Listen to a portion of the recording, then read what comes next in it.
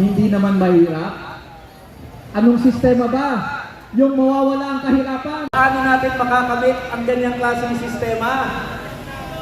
Aasa ba tayo sa mga Ang problema sa eleksyon natin, luto na ang eleksyon.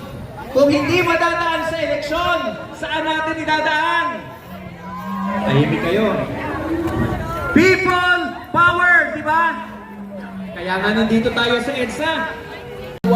Kaya ang ating pagtitipon sa ngayon, nais nating alalahanin na ang mamamayang Pilipino, tuloy-tuloy po ang ating laban, tuloy-tuloy ang ating pakikibaka.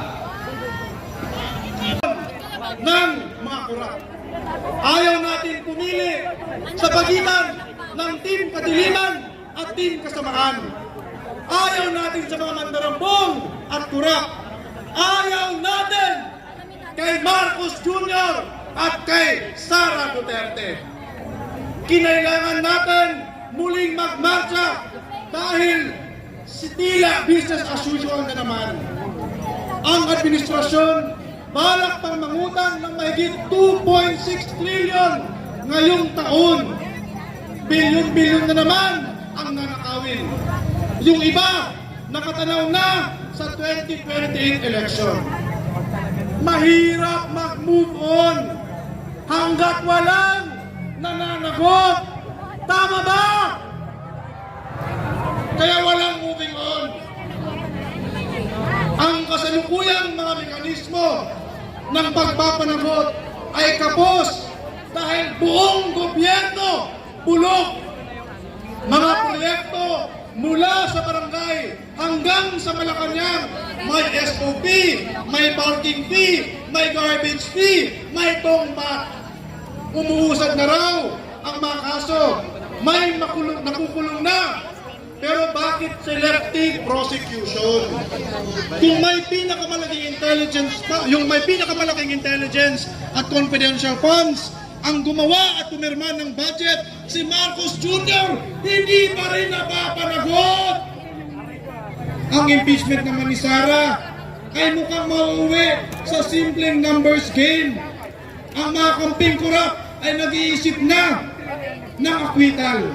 Iilan sa kanila nagbalaktaatang i-hijack ang ating pagtitipon ngayong hapon. Pero bigo sila. Pasiklabin natin. Lahat ng sakot dapat managot! Dapat managot! Lahat ng sakot! Konting-daming tayo, nandito na si Chikoy Pura para sa ating pangkulturang pagtatanghal. Palakpakan natin siya!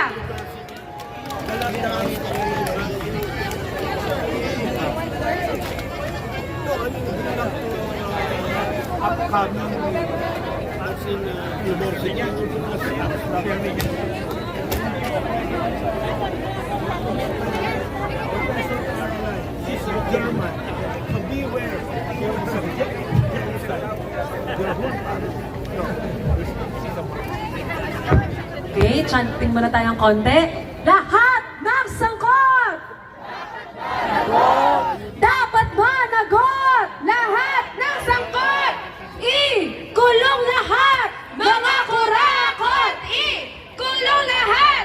Mga kurakot! I-kulong lahat! Mga kurakot!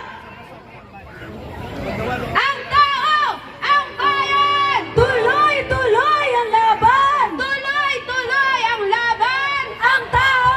Ang bayan!